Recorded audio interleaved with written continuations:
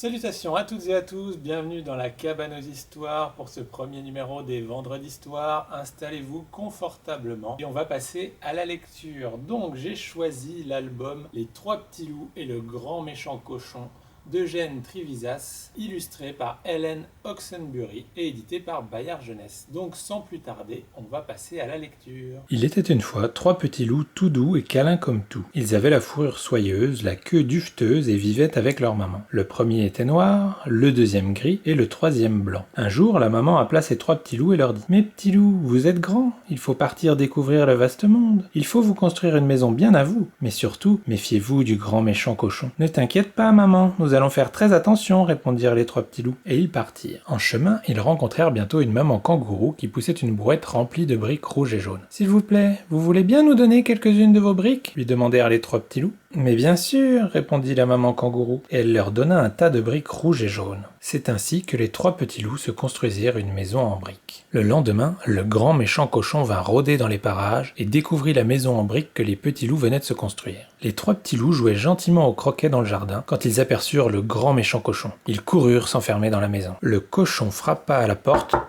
et grogna. « Petit loup, laissez-moi entrer !»« Non, non et non !» dirent les trois petits loups. « Par les poils de notre Barbiche, Barbichette et Barbichou, tu n'entreras pas chez nous, pas pour toutes les feuilles de thé de notre plus belle théière de Chine. » « Puisque c'est ça, je vais souffler, pouffer, pousser, mille bouffées, et je démolirai votre maison, » dit le cochon. Et il souffla, pouffa, poussa 1000 bouffées, et même plus que ça. Mais la maison ne bougea pas. Hélas, le cochon ne s'appelait pas grand méchant cochon pour des prunes. Il alla chercher sa massue et cogna sur la maison jusqu'à ce qu'elle tombe par terre. Les trois petits loups réussirent à s'enfuir avant que les briques ne leur dégringolent dessus. Mais ils eurent vraiment très peur. « Il va falloir qu'on construise une maison bien plus solide, dirent-ils. » Au même moment, ils virent un castor qui préparait du béton dans une bétonnière. « S'il vous plaît, vous voulez bien nous donner un peu de votre béton ?» lui demandèrent les trois petits loups. « Bien sûr !» répondit le castor. Et il leur donna des seaux et des seaux pleins à ras-bord de beau béton bien gris et bien épais. C'est ainsi que les trois loups se construisirent une maison en béton. À peine avait-il fini que le grand méchant cochon revint rôder dans le secteur et espionna les petits loups qui jouaient gentiment au volant dans la cour de leur nouvelle maison en béton. Quand ils virent le grand méchant cochon, ils coururent dans la maison et fermèrent solidement la porte. Le cochon sonna dring et grogna. « Petit loup patron, laissez-moi entrer, voyons !»« Non, non et non, dirent les trois petits loups. Par les poils de notre Barbiche, Barbichette et Barbichou, tu n'entreras pas chez nous, pas pour toutes les feuilles de thé de notre plus belle théière de Chine. »« Puisque c'est ça, je vais souffler, pouffer, pousser 1000 bouffées, et je démolirai votre maison, » dit le cochon. Et il souffla, pouffa, poussa 1000 bouffées, et même plus que ça. Mais la maison ne bougea pas. Hélas, le cochon ne s'appelait pas grand méchant cochon pour des prunes. Il courut chercher son marteau-piqueur et détruisit la maison. Les petits loups réussirent à s'échapper à temps, mais les poils de leurs Barbiche, Barbichette et Barbichou tremblaient de terribles tremblements. « Eh bien, nous allons construire une maison encore plus solide, décidèrent-ils, car ils étaient très déterminés. C'est alors que passa dans la rue un camion chargé de fils barbelés, de barres de fer, de plaques de tôle et de lourds cadenas d'acier. « S'il vous plaît, vous voulez bien nous donner un peu de fils barbelés, des barres de fer, des plaques de tôle et quelques lourds cadenas d'acier ?» demandèrent-ils au rhinocéros qui conduisait le camion. « Sans problème, répondit le rhinocéros, qui leur donna tout plein de fils barbelés, de barres de fer, de plaques de tôle et de lourds cadenas d'acier, mais aussi du plexiglas blindé et des chaînes d'allure renforcées, car c'était un rhinocéros au cœur formidablement généreux. C'est ainsi que les trois petits loups se construisirent une maison d'une extrême solidité, la plus résistante et la plus sûre des maisons imaginables. Dès qu'ils furent dedans, ils se sentirent enfin soulagés et en parfaite sécurité. Le lendemain, comme d'habitude, le grand méchant cochon revint rôder dans le coin. Les petits loups jouaient gentiment à la marelle dans le jardin. Quand ils virent le grand méchant cochon approcher, ils coururent se réfugier dans la maison, barricadèrent la porte et verrouillèrent les 67 cadenas. Le cochon appuya sur le bouton du vidéo-interphone et dit « Petit loup poltron, tremblotant du menton, laissez-moi entrer, voyons !»« Non, non et non, répondirent les petits loups. Par les poils de notre Barbiche, Barbichette et Barbichou, tu n'entreras pas chez nous, pas pour toutes les feuilles de thé de notre plus belle théière de Chine. »« Puisque c'est ça, je vais souffler, pouffer, pousser 1000 bouffées, et je démolirai votre maison, »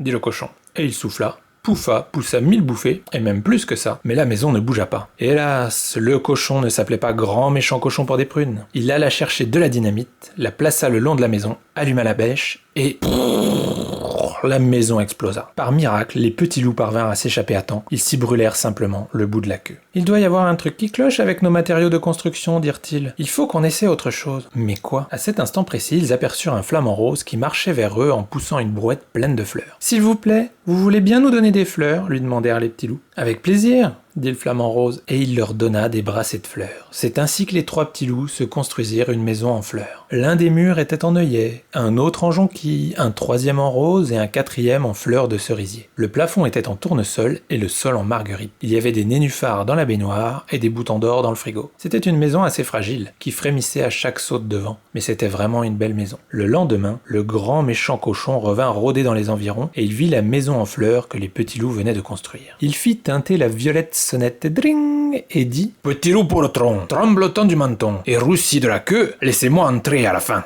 Non, non et non, dirent les 3 petits loups. Par les poils de notre Barbiche, Barbichette et Barbichou, tu n'entreras pas chez nous, pas pour toutes les feuilles de thé de notre plus belle théière de Chine. Puisque c'est ça, je vais souffler, pouffer, pousser, m'y rebouffer, et je démolirai votre maison, dit le cochon. Mais tandis qu'il prenait une grande inspiration, prêt à souffler et à pouffer, il sentit le délicieux parfum des fleurs. Et comme cette odeur lui coupa le souffle, il dut inspirer encore une fois.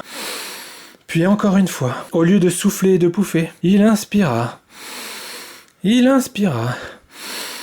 Il inspira si profondément que la délicieuse odeur finit par l'emplir entièrement. Son cœur déborda de tendresse et il comprit à quel point il avait été horrible jusque-là. Autrement dit, il se transforma en grand, gentil cochon. D'ailleurs, il se mit à chanter une chanson et à danser la tarentelle. Au début, les 3 petits loups l'observèrent avec méfiance. Ils pensaient que c'était un piège, mais ils réalisèrent bientôt que le cochon avait réellement changé. Alors ils sortirent en courant de la maison, se présentèrent et commencèrent à jouer avec lui. Ils jouèrent d'abord au cochon pendu, puis à cochon yétu, et quand ils furent tous fatigués, ils l'invitèrent dans leur maison. Ils lui offrirent du thé de Chine, des fraises, des loupandises, ce sont des bonbons dont les loups sont fous, et lui proposèrent de rester aussi longtemps qu'il le souhaiterait. Le cochon accepta cette charmante hospitalité, et ils vécurent heureux ensemble toute leur vie. Enfin, voilà, j'espère que l'histoire vous aura plu. Si jamais c'est le cas, n'hésitez pas à venir emprunter les 3 petits loups et le grand méchant cochon à la médiathèque, bien évidemment, premier arrivé, premier servi. Pour ma part, je vous donne rendez-vous la semaine prochaine pour le 2e numéro des Vendredis d'Histoire, où il n'est pas impossible qu'on aille faire la connaissance d'un petit dragon pas comme les autres. Verdict